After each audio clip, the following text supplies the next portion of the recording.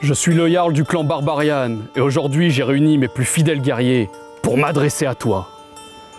Je sais que tu te poses beaucoup de questions sur nous, que tu te demandes qui nous sommes, si nous méritons notre image de barbares, si nous portons des casques à cornes, ou encore si nous buvons le sang de nos ennemis dans leur crâne. Alors toi, oui toi derrière ton écran, n'aie pas peur, rejoins-nous, prends place et écoute. Il est temps que tu saches la vérité.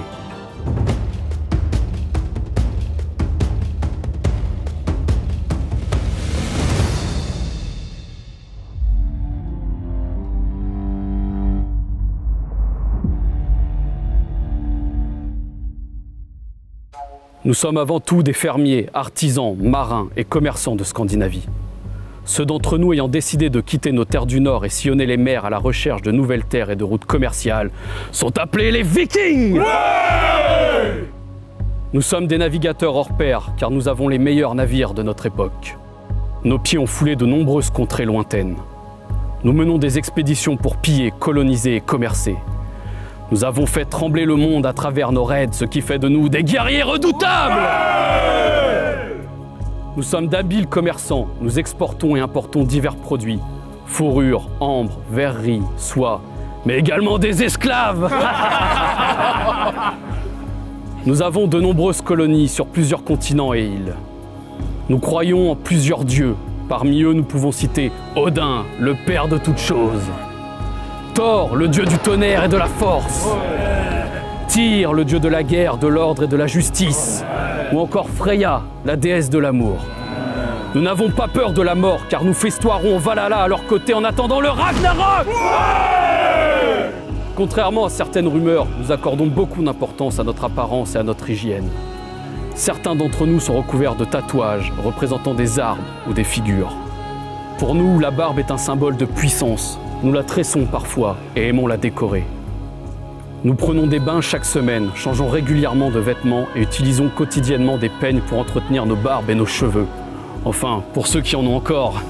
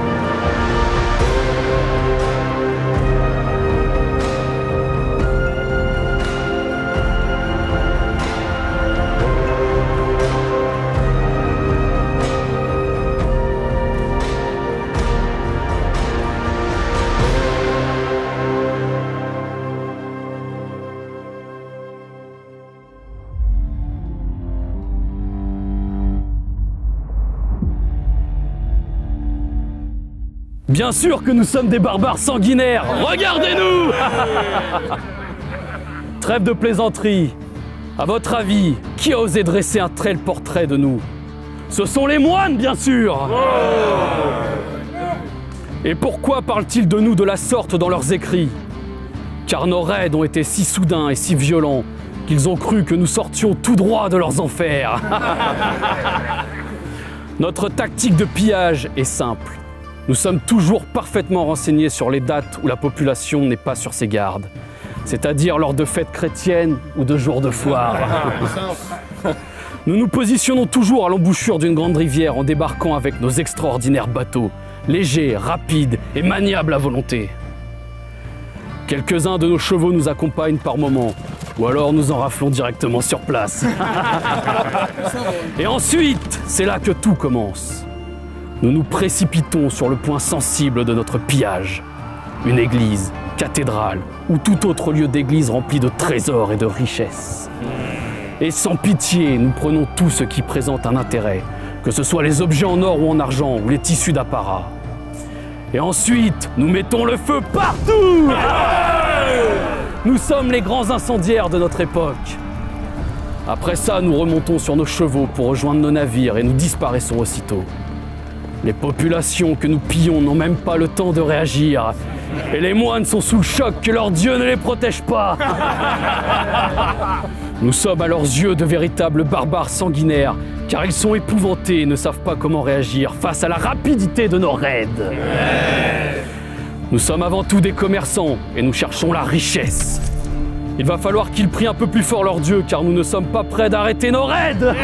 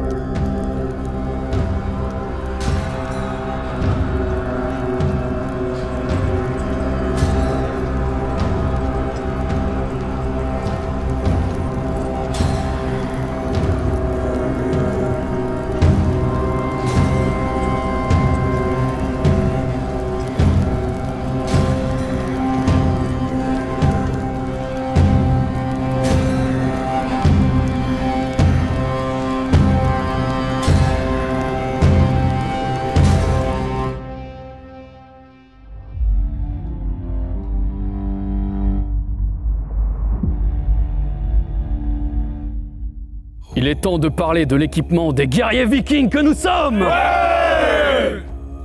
Tout homme libre a le droit de posséder une arme. Le port d'armes chez nous est même conseillé afin d'être prêt au combat à tout moment de la journée et de la nuit. Les armes servent à la bataille, mais sont également un symbole de statut et de richesse de son propriétaire.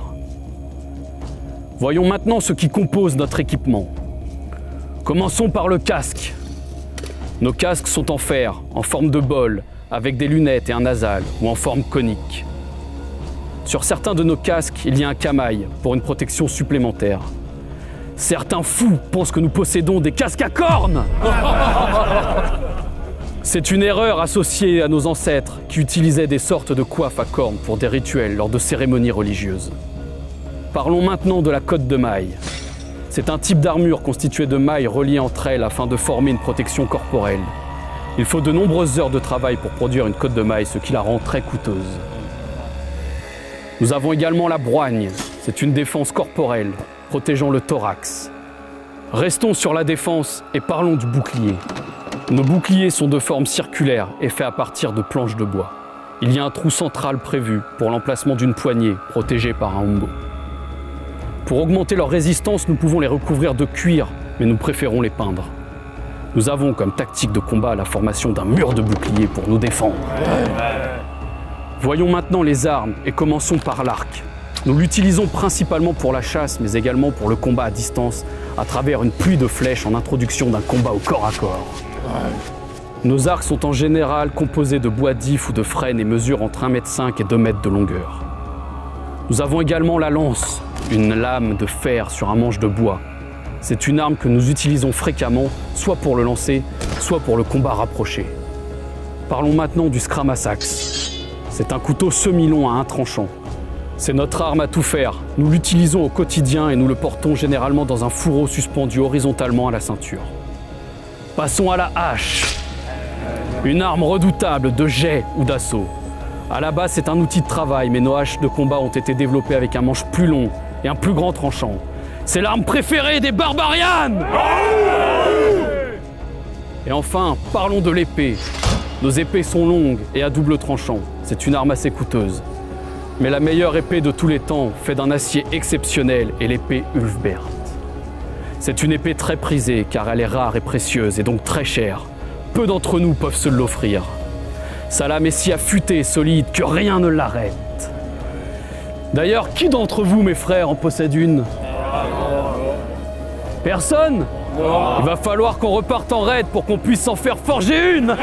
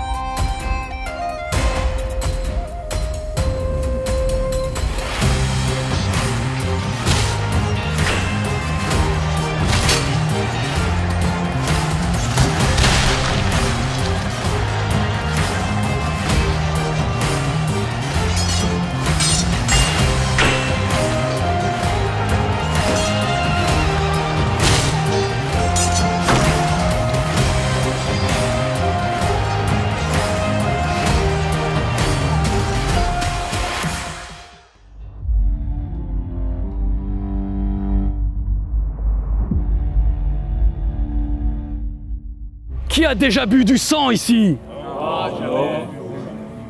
Qui a déjà bu dans un crâne humain? Le monde entier croit que nous buvons dans le crâne de nos ennemis à cause d'une mauvaise interprétation de notre poésie skaldique.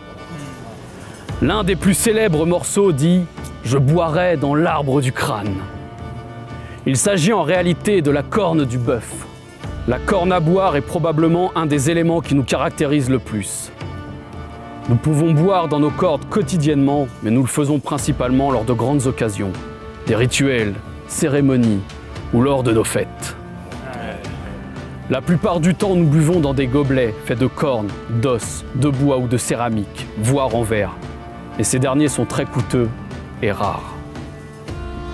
Nous buvons aussi dans certains récipients ramenés de nos raids. Et nos cornes ne sont bien évidemment pas remplies de sang, mais de bière ou d'hydromel. Nous sommes de grands amateurs de bière. C'est la boisson que nous consommons le plus car elle est facile à produire et moins onéreuse que le vin. Elle a également des vertus médicinales, tout comme l'hydromel que nous buvons. L'hydromel est une boisson ancestrale et mythique à base d'eau et de miel.